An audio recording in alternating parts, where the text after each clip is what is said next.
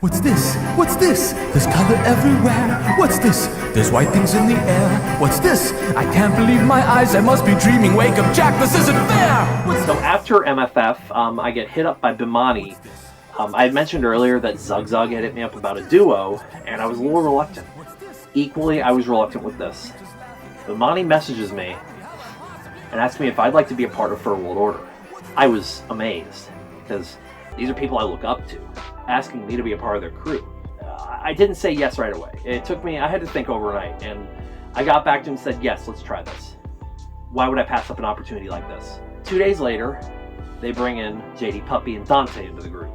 I'm freaking the fuck out at this point.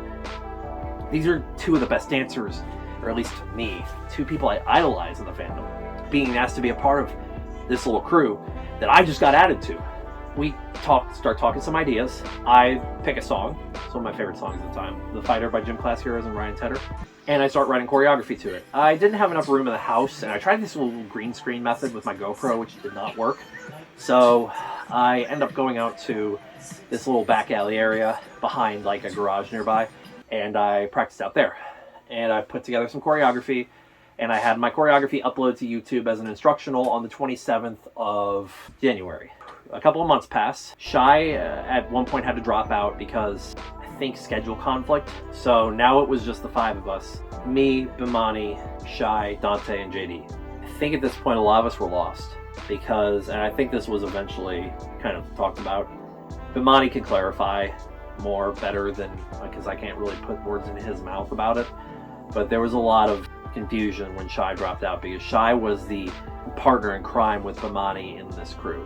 So without someone like that to support Bimani, things started feeling a little quiet and there was no real progress. The convention was on April 11th. The second choreography did not go up until March 22nd. And the third one the day after, March 23rd, which was supposed to be handled by Snowy, but ended up getting handled by JD. JD took command of the group mid-March because nothing was happening. We've all faced the past on this. We've all come to terms with it. We all saw it as a stepping stone. Definitely the worst con experience I've ever had, let alone performance experience, because we actually get to the con, mind you, my muscles were already aching from 3 weeks of drilling. I got no breaks. Here I am at the convention. I threw together a solo choreography, so I had some shred of hope, because I was not given high hopes for this. So JD had gone over with me. This was not going to be a fun convention, and that this was going to be rough. If we're going to get this clean at all, he couldn't lead the whole thing by himself. Bimani had checked out on it. Shy was not involved. Snowy was too busy with college. Dante was not really all that involved either. So it was me and JD. And JD said he can't run it all by himself. He asked me to take the reins at the convention for practice. So imagine how I feel now. Little Weasel, who just performed at Megaplex for his first comp, is now being asked to lead a crew for FWA. This was an absolute nightmare.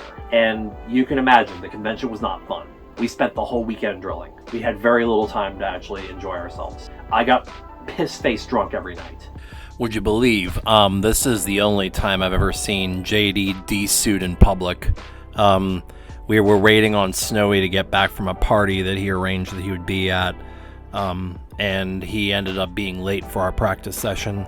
The day before the performance, when we were just plain not ready, we were definitely not stage worthy yet. I still had that dream that maybe out of a miracle we could beat For Real. Maybe we could pull this whole thing off. Maybe we could get it together. We were up till 1 a.m, 3 hours past our actual stop time drilling this. I remember on Thursday night we actually went into a hotel next door and used an abandoned room that was unlocked to practice for a good 3-4 hours as well. We spent at least 10 to 15 hours this entire weekend drilling, morning, afternoon, and night.